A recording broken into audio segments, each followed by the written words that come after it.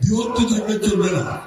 আমরা হিন্দু, মুসলমান, বৌদ্ধ, খ্রিস্টান সবাই এক হয়ে কাজ করবো, তাহলে অবশ্যই আমরা এই কাজগুলো করতে পারবো।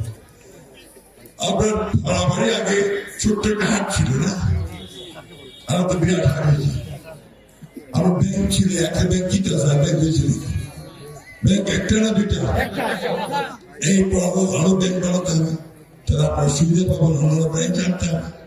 কিন্তু ব্যবসা বাড়াতে হতো, ব্যবসা বাণিজ্য বাড়াতে হবে। যাই হোক, আমি সবশেষে যেটা বলতে চাই আমার হিন্দু ভাই বোনদেরকে, আপনাদের মধ্যে একটা ভয় কাজ করে।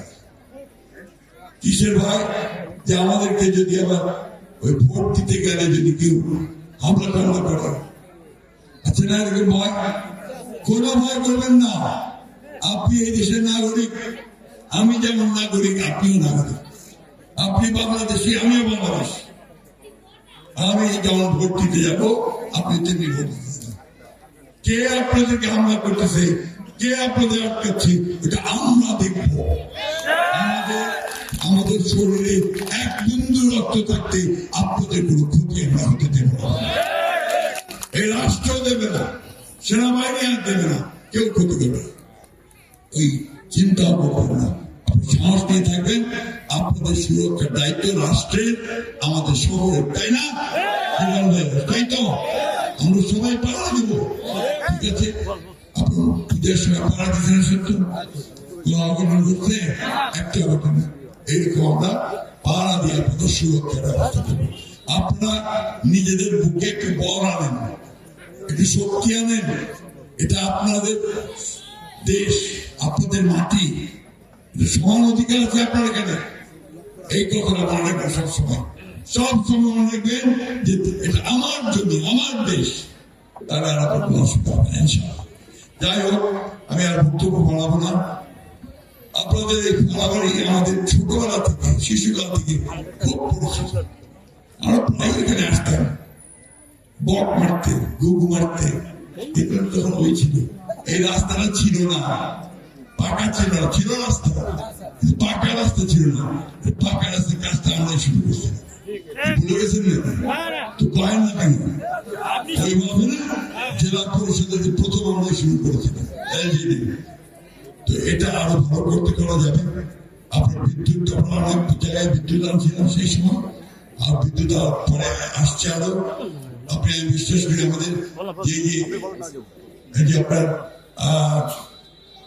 ক্যানেলগুলো আছে, ক্যানেলগুলো ওই পানি যেতে আপনার আমাদের এই থেকে তামিল ব্যারেজ থেকে যে ক্যানেলগুলো আছে, ওই ক্যানেলগুলো আমরা আরো বৃদ্ধি করবো। টাঙ্গাইল ব্রিজে যেন পানি সেটা পায়, সেটা ব্যবস্থা করবো। আপনার ফালাবাড়ি হাই স্কুল একতলা ভবন হচ্ছে, এটা দোতলা ভবন করতে হবে, 3 তলা ভবন হবে, দোতলা না, ঠিক আছে? আপনার সব শেষে যে কথা বলতে চাইবে, আমি আপনাদের পুরানো মানুষ, পরীক্ষিত, চিহ্নিত। আমি ঘরে ঘরে গেছি, আপনাদের গেছি না? নতুন করে চিনে হবে মুখ, এটা আমার শেষ নির্বাচন। এই নির্বাচনের পরে আমার পয়সা থাকবে না, তখন আমি কাজও তখন করতে পারবো। তো আমাকে আপনারা সবাই মিলে, আমার হিন্দু মুসলমান ভাই বোনেরা মিলে আমাকে এবার আপনারা ধানের শীষে ভোট দিয়ে কাজ করবো সুযোগ দিবেন, এটা আমি বিশ্বাস করি। আর আমি আপনাদের যে আমানত, ভোটটা তো একটা আমানত, এই আমানত আমি খেয়ানত করবো না। আপনারা সবাই জানেন যে আমি ভারতের পক্ষে চেষ্টা সবসময় করি, আমাকে আমরা একটা সুনামের সঙ্গে, সততার সঙ্গে রাজনীতি করি। আমরা রাজনীতি করে ব্যবসা করি না, রাজনীতি করে আমরা সম্পদ করি না। আমরা নিজেদের বাপের জমি, দাদার জমি বিক্রি করে রাজনীতি করি। ঠাকুরগাঁও শহরে বাপের বাড়িটা অর্ধেকটা বেঁচে দিছি আমি। এটা সবাই এই জন্য বললাম যে আমরা ওই সততার সঙ্গে আমরা কাজ করেছি অতীতে, ইনশাআল্লাহ ভবিষ্যতে করব। আর একটা কথা বলে শেষ করবো, যে আমি যে কথাগুলো বললাম উন্নয়নের, সেই কথাগুলো নিজের মুখে বলতে আসতেছেন আগামী 7 তারিখে, পরশুদিন তারেক জিয়া ঠাকুরগাঁও হাই স্কুল মাঠে আসবে। সকাল 9টার সময় তিনি এখানে বক্তৃতা করবেন। সবাই আসবে তো? হ্যাঁ, মিটিংয়ে যাবেন তো? আরেক যে ঠিক বাপের মতো হইতে দেখব, মায়ের মতো সাহস আছে প্রচন্ড, কথা বলা প্রচন্ড, এবং আমাদের সকলকে সামনের দিকে নিয়ে যেতে পারবেন। ঠিক আছে না? আমাদের সাংবাদিক ভাইরা এইগুলো কোনো বিষয় না। আপনার আমি জামাত ইসলাম সম্পর্কে একটা কথা আমাদের বলতে, এই কথা বলার দরকার আছে। জামাত ইসলাম খুব কাছাকাছি টেলিভিশনে, অনলাইনে, পত্রিকায়, বক্তৃতায় না। তো জামাত ইসলামকে জিজ্ঞেস করবেন যে এই দেশটার স্বাধীনতার সময় আপনার কি ভূমিকা ছিল? 1971 সালে আপনি কি করছিলেন? কোথায় ছিলেন? কাদের পক্ষে কাজ করছিলেন? এটা জিজ্ঞেস করবেন। 71-এ এই জামাত ইসলাম পাকিস্তান হানাদার বাহিনীকে সাহায্য করছিল। আমার মনে হয় এই এলাকা দোকানে ঢুকতে দেন নাই। আমরা সবাই পালায় চলে গেছিলাম আক্রমণ। মুক্তিযুদ্ধ করছে, আমি নিজে মুক্তিযুদ্ধ করছি। তখন জামাত এইখানে এই দেশে ওই পাকিস্তান সেনাবাহিনীকে সাহায্য করে আমাদের স্বাধীনতাকে বন্ধ করার চেষ্টা করছে।